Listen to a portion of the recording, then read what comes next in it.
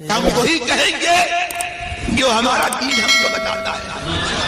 عمل کرو تو تمہارا بھلا ہے، نہیں کوئی عمل کرے تو نقصان ہمارا. بسم اللہ الرحمن الرحیم. نحمده ونصلي ونسلم على رسوله الكريم، اما بعد فاعوذ باللہ من الشیطان الرجیم. بسم اللہ الرحمن الرحیم. والذین اتخذوا مسجدا ضرارا وکفرا وتفریقا بین المؤمنین وارصادا لمن حارب اللہ ورسولہ من قبل وَلَيَحْلِفُنَّ إِنْ أَرَدْنَا إِلَّا الْحُسْنَى وَاللَّهُ يَشْهَدُ إِنَّهُمْ لَكَاذِبُونَ. لَا تَقُمْ فِيهِ أَبَدًا لَمَسْجِدٌ أُسِّسَ عَلَى التَّقْوَى مِنْ أَوَّلِ يَوْمٍ أَحَقُّ أَنْ تَقُومَ فِيهِ رِجَالٌ يُحِبُّونَ أَنْ يَتَطَهَّرُوا وَاللَّهُ يُحِبُّ الْمُطَّهِّرِينَ. صدق اللہ العظیم. السلام علیکم ورحمۃ اللہ وبرکاتہ.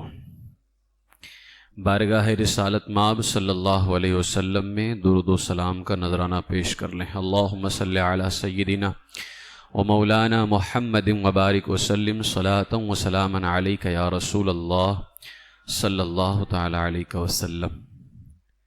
سورہ توبہ کی آیت نمبر 107 اور 108 ابھی تلاوت کرنے کا شرف حاصل کیا. اللہ تبارک و تعالی فرماتا ہے والذین اتخذوا مسجدا ضرارا وکفرا وتفریقا بین المؤمنین وارصادا لمن حارب اللہ ورسولہ من قبل وَلَيَحْلِفُنَّ إِنْ أَرَدْنَا إِلَّا الْحُسْنَى وَاللَّهُ يَشْهَدُ إِنَّهُمْ لَكَاذِبُونَ. اور وہ جنہوں نے مسجد بنائی نقصان پہنچانے کو اور کفر کے سبب اور مسلمانوں میں تفرقہ ڈالنے کو اور اس کے انتظار میں جو پہلے سے اللہ اور اس کے رسول کا مخالف ہے، اور وہ ضرور قسمیں کھائیں گے کہ ہم نے تو بھلائی چاہی اور اللہ گواہ ہے کہ وہ بے شک جھوٹے ہیں. لا تقم فیہ ابدا لمسجد اسس علی التقوی من اول یوم احق ان تقوم فیہ رجال یحبون ان یتطہروا واللہ یحب المطہرین. اس مسجد میں محبوب تم کبھی کھڑے نہ ہونا، بے شک وہ مسجد کہ پہلے ہی دن سے جس کی بنیاد پرہیزگاری پر رکھی گئی ہے وہ اس قابل ہے کہ تم اس میں کھڑے ہو. اس میں وہ لوگ ہیں کہ خوب ستھرا ہونا چاہتے ہیں اور ستھرے اللہ کو پیارے ہیں. ان دونوں آیتوں میں دو مسجدوں کا ذکر ہے، ایک منافقوں کی مسجد کا اور ایک اہل ایمان کی مسجد کا ذکر ہے. اس آیت کریمہ کا شان نزول کیا ہے؟ یہ آیت منافقوں کی ایک جماعت کے بارے میں نازل ہوئی.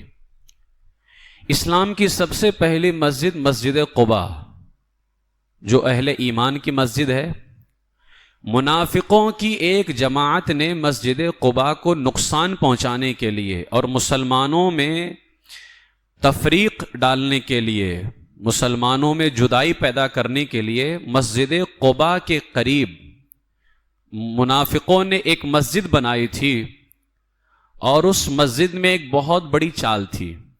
اصل میں جب سے میرے آقا علیہ الصلوۃ والسلام مدینہ تشریف لے کر کے آئے، منافقوں کی سازش اسلام اور مسلمانوں کے خلاف شروع سے رہی. وہ لوگ منافق جو کلمہ پڑھتے تھے، اپنے کلمے کا اظہار کرتے تھے، بارگاہ رسول میں آتے تو کہتے کہ ہم آپ پر ایمان لے کر کے آتے ہیں، اور جب وہ اپنے شیطانوں سے جا کر کے ملتے تھے جن کا اللہ تعالیٰ نے پورا قرآن پاک کے اندر ان کے مکروہ چال کو بیان کیا.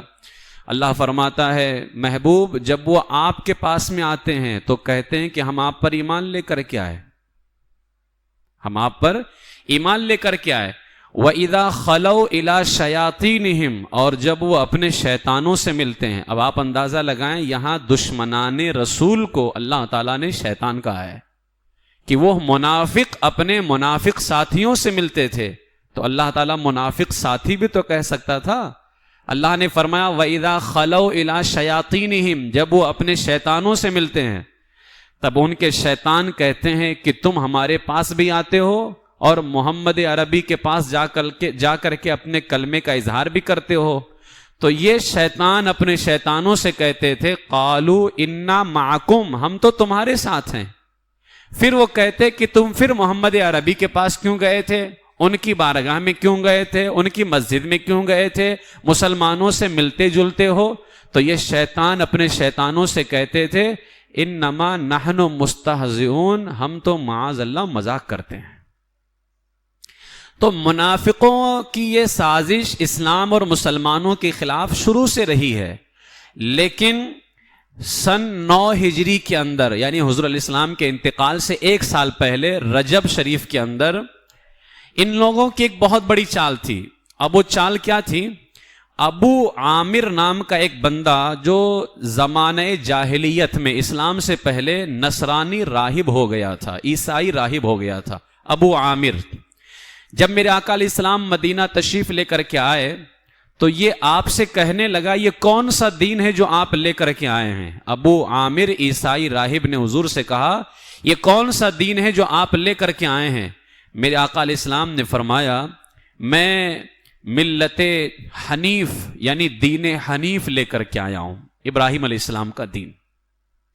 ملت حنیف لے کر کے آیا ہوں، دین ابراہیم لے کر کے آیا ہوں.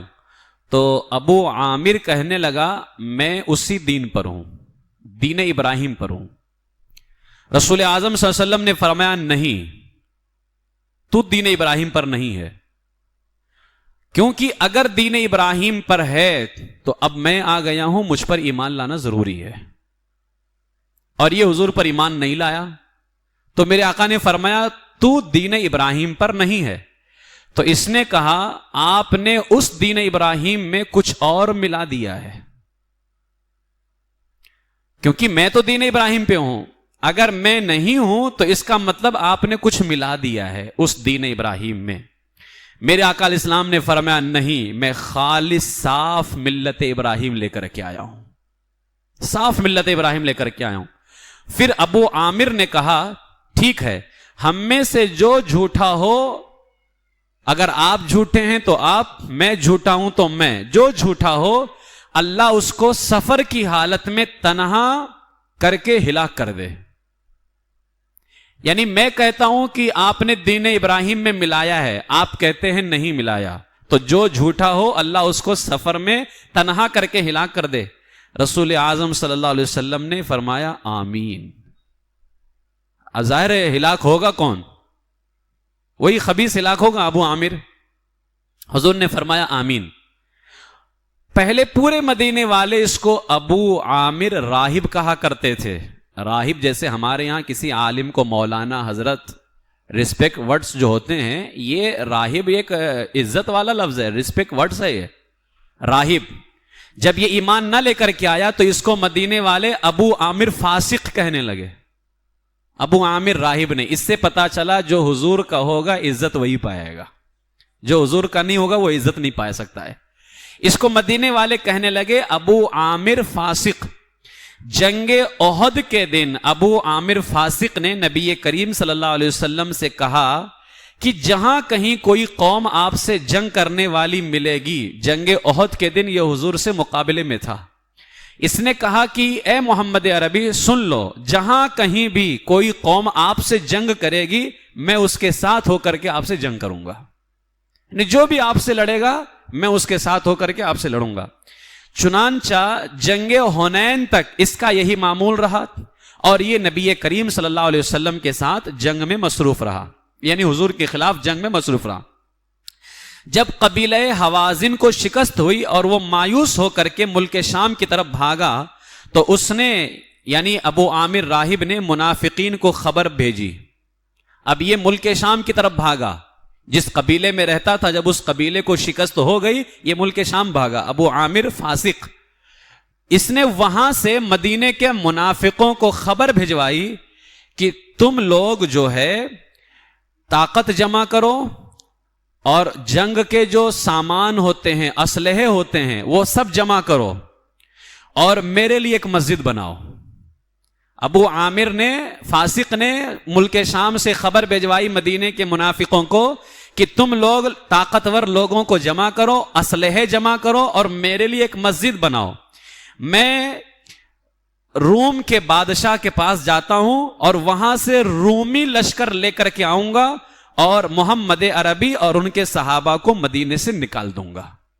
یہ کس نے خبر بھیجوائی؟ ابو عامر فاسق نے مدینے کے منافقوں کو کہ تم لوگ وہاں تیاری کرو، میرے لیے ایک مسجد بناؤ، میں وہاں سے لشکر لے کر کے آؤں گا، حملہ کروں گا. یہ خبر پا کر کے مدینے کے منافق، کیونکہ یہ پہلے سے ہی حضور کے خلاف تھے، ان کو موقع مل گیا کہ اب ہمارے لیے تو روم کی طرف سے لشکر آئے گا اور ابو عامر فاسق بھی ہمارے سپورٹ میں ہے. ان لوگوں نے مسجد زرار بنائی جس کا ذکر قرآن میں ہے، والذین اتخذوا مسجدا ضرارا.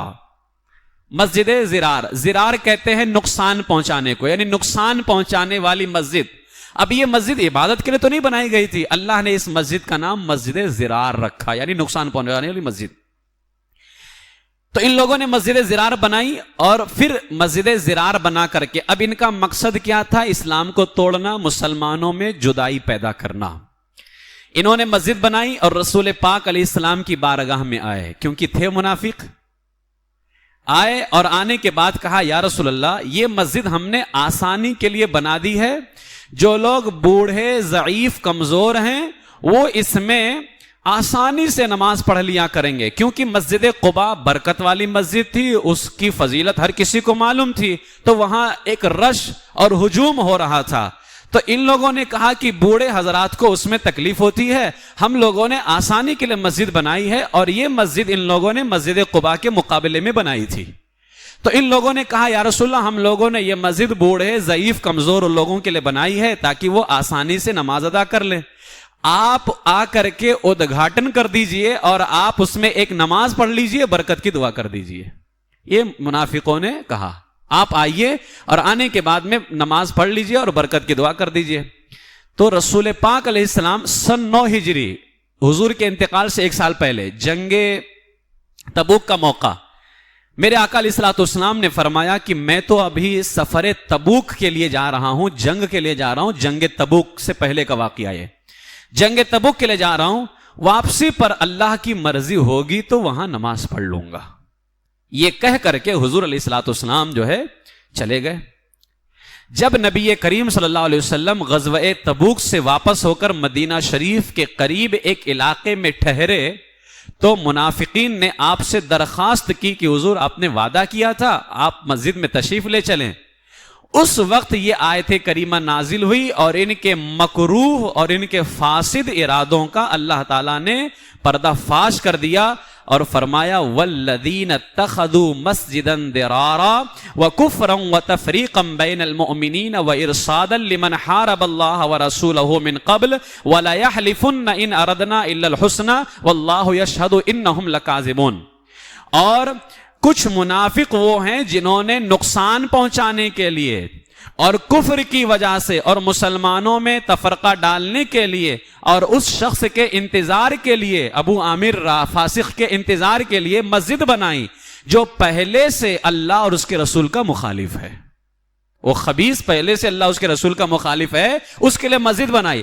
اور محبوب یہ ضرور قسمیں کھائیں گے کہ ہم نے تو صرف بھلائی کا ارادہ کیا تھا. یہ خبیث کہہ بھی رہے تھے کہ ہم نے بوڑھوں کے لیے بنایا ہے، کمزوروں کے لیے بنایا ہے. اللہ فرماتا ہے محبوب وہ ضرور قسمیں کھائیں گے، اور اللہ بھی گواہ ہے کہ وہ جھوٹے ہیں. اب اللہ نے محبوب سے کیا فرمایا؟ لا تقم فیہ ابدا. محبوب آپ اس مسجد میں کبھی کھڑے نہ ہوں، آپ اس مسجد میں کبھی کھڑے نہ ہوں. لمسجد اسس علی التقوی من اول یوم احق ان تقوم فیہ فیہ رجال یحبون ان یتطہروا. تو اس مسجد میں آپ کبھی نہ کھڑے ہوں جو نقصان پہنچانے کے لیے بنائی گئی ہے. بے شک وہ مسجد جس کی بنیاد پہلے دن سے پرہیزگاری پر رکھی گئی ہے، وہ مسجد زیادہ حق رکھتی ہے کہ آپ اس میں کھڑے ہوں. اور وہ مسجد قباء ہے، اس کی بنیاد اسلام کی پہلی مسجد ہے نا. جب رسول پاک مدینہ تشریف لے کر کے آئے اور آپ نے جو ہے مدینہ شریف پہنچنے سے پہلے ہی اسلام کی پہلی مسجد بنائی جس کا نام ہے مسجد قباء، جس میں 2 رکعت نماز ادا کرنے پر اللہ کے رسول علیہ السلام نے فرمایا کہ اللہ مقبول عمرے کا ثواب عطا فرماتا ہے. مسجد قباء اللہ نے فرمایا وہ مسجد زیادہ حق رکھتی ہے آپ اس میں کھڑے ہوں. اس میں وہ لوگ ہیں جو خوب پاک ہونا پسند کرتے ہیں اور اللہ خوب پاک ہونے والوں سے محبت فرماتا ہے. ادھر یہ لوگ آئے, اللہ تعالیٰ نے ان کے مکروہ اور فاسد خیالوں سے, ارادوں سے محبوب کو آگاہ فرما دیا. اللہ تعالیٰ اپنے محبوب سے کوئی چیز چھپا ہوا ہونے ہی نہیں دیتا ہے, سب اللہ تعالیٰ اپنے محبوب پہ ظاہر فرما دیتا ہے. ان کمینوں نے کیا ارادہ کیا, کیا فاسد خیال کیا, سب اللہ نے واضح فرما دیا. جب اللہ تعالیٰ نے آیت کریمہ نازل فرما دی, اب اللہ کا حکم ہے آپ اس میں ہرگز نہ کھڑے ہوں. تب اللہ کے رسول نے جانتے ہو کیا کیا؟ میرے آقا علیہ السلام نے صحابہ کرام کو بلایا اور بلانے کے بعد میں حکم دیا, جاؤ اس مسجد کو جا کر کے گرا دو اور جلا دو. اس مسجد کو جا کر کے گرا دو اور جلا دو, صرف گرانا نہیں اسے جلانا ہی ہے. چنانچہ ایسا ہی کیا گیا. صحابہ گئے اور اس مسجد زرار کو جو منافقوں نے بنائی تھی, دشمنوں نے بنوائی تھی, اس مسجد کو صحابہ نے گرا دیا اور جلا دیا. اور ابو عامر جو فاسق تھا ملک شام میں, یہ اس نے جو قسم کھائی تھی نا, ہم دونوں ایک دوسرے کو بددعا دیتے ہیں یا رسول اللہ جو جھوٹا ہوگا اللہ اس کو سفر کی حالت میں تنہا کر کے ہلاک کر دے. یہ ملک شام میں ایک سفر کے اندر نکلا اور اسی سفر میں اللہ تعالیٰ نے اس کو تنہا کر کے ذلت کی موت اللہ نے اس کو ماری اور یہ ذلت کی موت مر گیا. اس آیت کریمہ کے اندر منافقوں کی ایک مسجد جو مسجد زرار ہے, اسلام اور مسلمانوں میں تفریق ڈالنے کے لیے, فرقہ پیدا کرنے کے لیے, اسلام اور مسلمانوں میں جدائی پیدا کرنے کے لیے اللہ اس کے رسول کے خلاف جس مسجد کو بنایا گیا, اللہ تعالیٰ نے کیا فرمایا, محبوب اس مسجد میں آپ ہرگز نہ کھڑے ہوں. اور اللہ کے رسول نے کیا حکم دیا, صحابہ جاؤ اور اس کو گرا دو. صرف گرانا نہیں ہے, اس مسجد کو جلا کر کے راکھ کر دو. اس سے پتا چلا کہ مسجد کے نام پر جو بھی مسلمانوں کو نقصان پہنچانے کے لیے, اللہ اس کے رسول سے دشمنی پیدا کرنے کے لیے جو بھی مسجد کے نام پر مسجد بنائی جائے گی وہ مسجد نہیں ہے. اب ظاہری طور پر تو یہ مسجد ہی تھی, لیکن مسجد کہتے ہی اسے ہیں جہاں اللہ کی عبادت ہو, اس کے محبوب کا ذکر ہو, اللہ کا ذکر ہو. تو اللہ تعالیٰ نے اس مسجد کو مسجد زرار کہا, نقصان پہنچانے والی مسجد اور مسلمانوں میں جدائی پیدا کرنے والی مسجد, اسلام اور مسلمانوں کو نقصان پہنچانے والی مسجد. تو اس آیت کریمہ سے پتا چلا کہ ایسی مسجدوں سے دور رہنا چاہیے. اب آپ اندازہ لگائیے, آج جب ہم سنی, حنفی, بریلوی کہتے ہیں کہ وہابیوں کی مسجد میں نہ جائیں, ان کی مسجد میں آپ ہرگز نہ جائیں, لوگ کہتے ہیں مسجد ہی تو ہے, تو مسجد زرار کیا تمہارے ابا کا گھر تھا؟ وہ کیا تھا؟ وہ بھی تو مسجد ہی تھی. اللہ تعالیٰ محبوب سے کہہ رہا ہے مسجد زرار ہے, وہ نقصان پہنچانے والی مسجد ہے. تو ان مسجدوں میں کیا ہو رہا ہے؟ ان مسجدوں میں بھی تو ہی ہو رہا ہے, یا رسول اللہ کہنا حرام ہے, حضور کی میلاد منانا حرام ہے, ان مسجدوں میں بھی تو وہی ہو رہا ہے. جو مسجد زرار کو بنانے کا مقصد تھا کہ مسلمانوں میں فرقہ پیدا کیا جائے, آج یہ دیوبندی, یہ غیر مقلد اہل حدیث بھی تو یہی چاہتے ہیں. ہمارے اپنے لوگ جو ہے سمجھنے کی کوشش نہیں کرتے. اچھا, میں صرف ایک عقلی طور سے آپ کے ذہن میں ایک بات ڈالنا چاہتا ہوں. ہمارے اپنے لوگ کہتے ہیں یار کیا ضرورت ہے اس طرح کی باتوں کو کرنے کی, ہم بھی وہی ہیں, وہ بھی وہی ہیں, وہ بھی مسجد ہے, یہ بھی مسجد ہے. اچھا ٹھیک ہے, ہم سب ایک ہے نا. اگر ہم سب ایک تھے, ہماری کتنی سنی مسجدیں ہیں جس پر دیوبندیوں نے قبضہ کیا ہے؟ اگر دیوبندی اور سنی ہم ایک تھے تو انہوں نے قبضہ کیوں کیا؟ انہوں نے کیوں قبضہ کیا؟ اگر سنی دیوبندی ایک ہے تو انہوں نے قبضہ کیوں کیا؟ قبضہ کیا اسی بنیاد پر. مجھے بتائیے, کیا دیوبندی کبھی کسی دیوبندی کی مسجد پہ قبضہ کرتا ہے؟ ایک مسجد بھی بتا دو کہ کسی دیوبندی نے کسی دیوبندی مسجد پہ, یعنی پہلے سے وہ مسجد دیوبندی ہو اور دیوبندیوں نے آ کر کے قبضہ کیا, ایک مسجد بھی دکھا دو. جتنی مسجدوں پر دیوبندیوں نے قبضہ کیا ہے وہ ساری سنی مسجدیں تھیں. وہ جان رہا ہے کہ دیوبندی اور سنی ایک نہیں ہے. ہمارے لوگ پاگل پن میں مست ہیں کہ دیوبندی اور سنی ایک ہیں. وہ جان چکا ہے کہ ہم دونوں ایک نہیں ہیں, تبھی تو ہماری مسجدوں پہ قبضہ کر رہا ہے. بھئی قبضہ کرنے کی کیا ضرورت تھی؟ جب ہم اور تم ایک ہیں, آؤ نماز پڑھو ہمارے ساتھ ذکر کرو, ذکر خدا میں بیٹھو, ذکر رسول میں بیٹھو, مصطفیٰ کا ذکر کرو, میلاد کرو, آؤ نا, سب کرو نا. اگر ہم اور تم ایک ہیں تو آؤ کرو. تم نے ہماری مسجدوں پہ قبضہ کیوں کیا؟ اس سے پتا چلا کہ دیوبندی اور سنی ایک نہیں ہے. یہ گمراہ کرنے کا جملہ وہ تو سمجھ گئے کہ ہم دونوں ایک نہیں ہیں، لیکن ہمارے اپنے لوگ نہیں سمجھ پائے، اور ہمارے اپنے لوگ یہ کہتے ہیں کہ ہم بھی وہی ہیں وہ بھی وہی ہیں. اس آیت کریمہ سے صاف لفظوں کے اندر پتا چل رہا ہے، جو میں خاص پیغام یہ دینا چاہتا ہوں، اس آیت کریمہ میں اللہ تبارک و تعالیٰ نے محبوب سے صاف فرما دیا لا تقم فیہ ابدا، آپ اس میں ہرگز نہیں کھڑے ہوں گے جو مسجد اسلام اور مسلمانوں کو نقصان پہنچانے کے لیے بنائی گئی ہے. جو مسجد مسلمانوں میں فرقہ ڈالنے کے لیے، مسلمانوں میں جدائی پیدا کرنے کے لیے بنائی گئی ہے، آپ اس مسجد میں ہرگز نہیں کھڑے ہوں گے. اللہ فرماتا ہے آپ اس مسجد میں کھڑے ہوں جس مسجد کی بنیاد تقوی اور پرہیزگاری پر ہے. تقوی اور پرہیزگاری پر ہے. ہم سنیوں کی جو مسجدیں ہیں تقوی اور پرہیزگاری پر ہیں. اب تقوی پرہیزگاری کیا ہے؟ نماز بعد میں ہے، روزے بعد میں ہے، سارے اعمال بعد میں ہیں. تقوی اور پرہیزگاری میں سب سے پہلے نمبر پر اللہ اس کے رسول پر صحیح معنوں میں ایمان لانا ہے. صحیح معنوں میں ایمان لانا ہے اور اللہ اس کے رسول سے محبت کرنا ہے. یہ تقوی اور پرہیزگاری ہے. لہذا مسجد کی دو قسمیں ہیں، دشمنوں کی مسجد، دوستوں کی مسجد. یہ ہم نے بیان نہیں کی ہیں، یہ اللہ تعالیٰ نے قرآن میں خود بیان فرمایا ہے کہ مسجد دو طرح کی ہوتی ہے. تو جب اللہ تعالیٰ خود بیان کر رہا ہے، کیونکہ ہمارے لوگ کہتے ہیں یار اللہ کا گھر ہے، ہمیں اتنا جدائی نہیں پیدا کرنا چاہیے، اللہ کے گھر کو ہم نے بانٹ کر کے رکھ دیا ہے. اللہ کے گھر کو ہم نے نہیں بانٹا ہے. اللہ تعالیٰ خود فرما رہا ہے وہ میرا گھر ہے ہی نہیں جہاں میرے محبوب کی گستاخی کی جائے، وہ میرا گھر ہے ہی نہیں ہو. ٹھیک ہے، اس لیے قرآن مقدس کی اس آیت کریمہ سے بھی بالکل واضح ہو رہا ہے. خود بھی جائیے کنز الایمان اٹھائیے، پڑھیے قرآن پاک، خود بھی جائیے اور اس کی تلاوت کیجیے، معلوم کیجیے. اس آیت کریمہ سے بالکل مذہب حق اہل سنت و جماعت جس کی پہچان مسلک اعلی حضرت ہے، بالکل واضح طور پر مسلک اعلی حضرت کی تعلیم اس آیت کریمہ سے کھل کر کے سامنے آ رہی ہے کہ ہر مسجد میں ہمیں نہیں جانا چاہیے. اللہ تعالیٰ نے صاف منع کر دیا اس میں کھڑے بھی نہیں ہونا. بتائیے جب اس میں کھڑے ہونے سے اللہ نے منع کر دیا تو عبادت تو کھڑے ہونے سے زیادہ افضل ہے. عبادت تو کھڑے ہونے سے زیادہ افضل ہے. جب اس مسجد میں کھڑے نہیں ہو سکتے تو عبادت تو بدرجے اولا نہیں کر سکتے، اور جب عبادت نہیں کر سکتے تو انہی گستاخوں کے پیچھے نماز کیسے پڑھ سکتے ہیں؟ جب کھڑے نہیں ہو سکتے ہیں تو عبادت نہیں کر سکتے، جب تنہا عبادت بھی نہیں کر سکتے. اس لیے کہ اس مسجد میں آپ تنہا بھی نماز پڑھیں تو آپ کی نماز تو ہو جائے گی، لیکن جو ہے آپ کو مسجد میں نماز ادا کرنے کا کوئی ثواب نہیں ملے گا. مسجد جو خاص بنائی جاتی ہے وہاں نماز ادا کرنے کا ثواب اللہ تعالیٰ زیادہ عطا فرماتا ہے.